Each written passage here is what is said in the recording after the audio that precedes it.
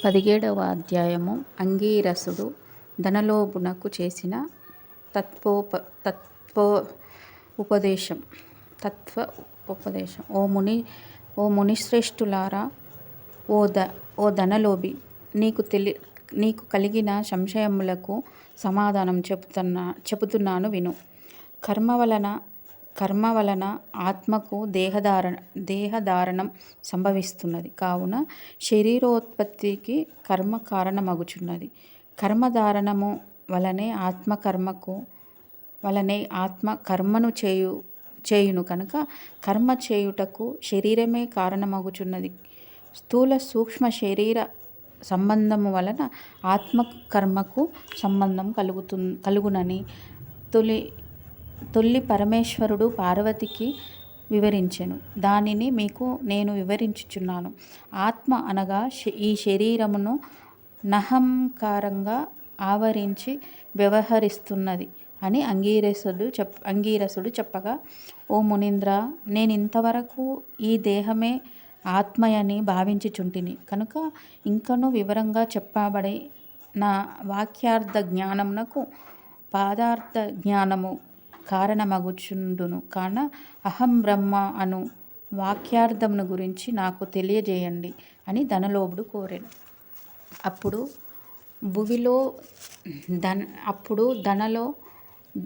ధనలోభునికి అంగీరసుడు ఇట్లనెను.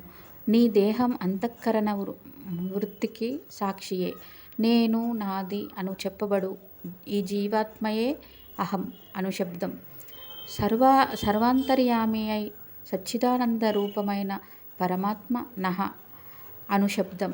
ఆత్మకు ఘటాదుల వలె శరీరంనకు లేదు.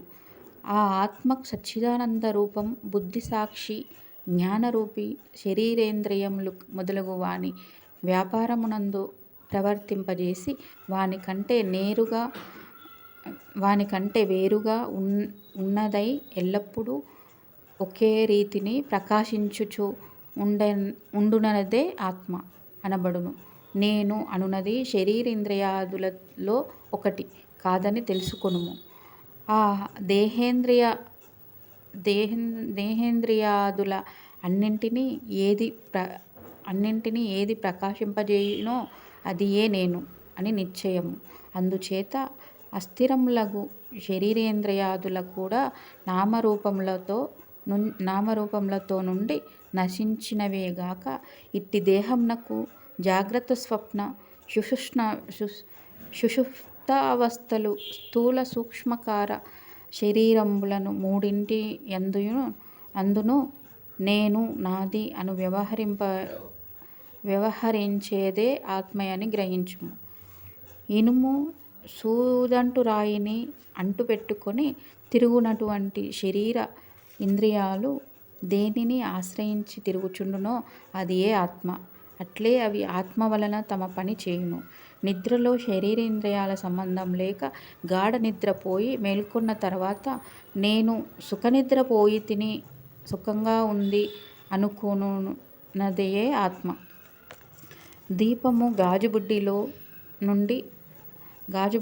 ఉండి ఆ గాజును ప్రకాశింపచేయునట్టులనే ఆత్మ కూడా దేహేంద్రియాలను ప్రకాశింపచేయుచున్నది.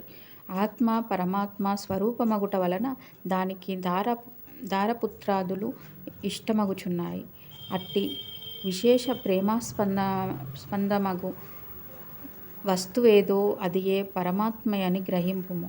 తత్వమసి మొదలైన వాక్యములందలి త్వం అను పదమునకు కించిత్ జ్ఞాత్వాది విశిష్టమందు జీవాత్మయని అర్థం. తత్ అను పదమునకు జిజ్ఞాస ద్విగుణత్వ విశిష్టమైన సచ్చిదానంద స్వరూపమని అర్థం. తత్వమసి అనేది జీవాత్మ పరమాత్మల ఏకత్వమును బోధించును. ఈ రీతిగా సర్వజ్ఞానత్వాది ధర్మములను వదిలివేయక సచ్చిదానంద రూపమొకటియే నిలుచును. అది ఏ ఆత్మ. దేహ లక్ష్యము ఉండుట, జన్మించుట, పెరుగుట, క్షీణించుట, చచ్చుట మొదలగు 6 భాగములు శరీరానికే కాని ఆత్మకు లేవు. జ్ఞానానంద స్వరూపమై పూర్ణత్వము గలది. వేదములలో దేనికి సర్వజ్ఞత్వం ఉపదేశం సంపూర్ణత్వం నిరూపించబడి ఉన్నదో అది ఏ ఆత్మ. ఈ కుండను చూసి అది మట్టితో చేసినదనియే అని ఏ విధంగా గ్రహింతుమో అటులనే ఈ దేహ అంతర్యామి యగు జీవాత్మ పరమాత్మయని తెలుసుకొనుము. జీవులచే కర్మఫలం అనుభవింపజేసేవాడు పరమేశ్వరుడనియు, జీవుల కర్మఫలమనుభవింతురనియు తెలుసుకొనుము. అందువలన మానవుడు గుణ సంపత్తు గలవాడై గురు శుశ్రూష నునర్చి సంసార బంధమగు ఆశలన్నీ విడిచి విముక్తి పొందవలయును. మంచి పనులు తలంచి చిత్తశుద్ధియు దానివలన భక్తి జ్ఞాన వైరాగ్యములు కలిగి ముక్తి పొందుము. అందువలన సత్కర్మానుష్ఠానము చేయవలయును. మంచి పనులు చేసిన పొందును. మంచి పనులు గాని ముక్తి లభించును అని అంగీరసుడు చెప్పగా ధనలోభుడు నమస్కరించి ఇట్లనెను. సప్తదశాధ్యాయము 17వ రోజు పారాయణం సమాప్తం.